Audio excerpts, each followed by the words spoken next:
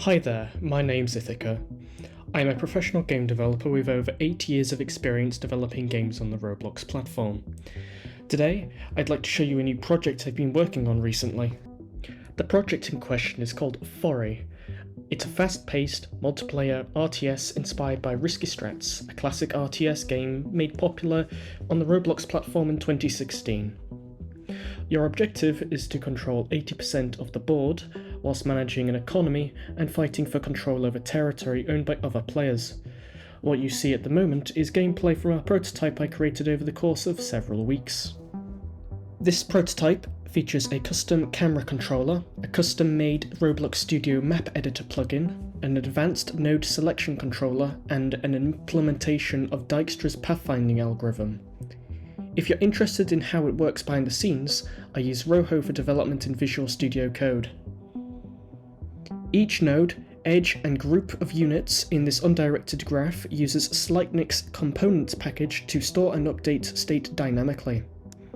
The server communicates updates in component state to the client through the use of Slightnick's com package.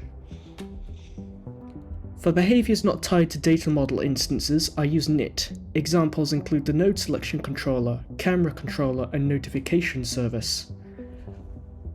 I also use the excellent commander package by Aaron, which allows me to debug and test the code in-game. Games like Foray, that require a lot of custom functionality and optimization, often benefit greatly from prototyping. In this case, creating this prototype has helped to better understand which approaches work well and which work poorly.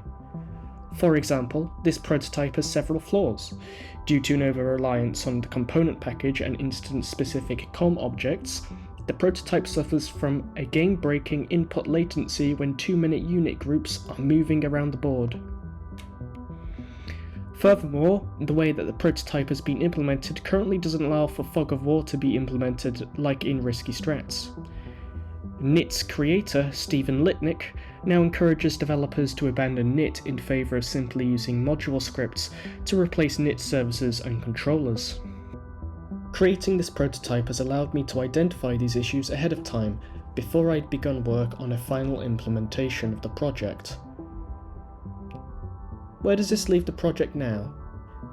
I'd like to take these lessons learned during development of the prototype and reprogram Foray into a polished product.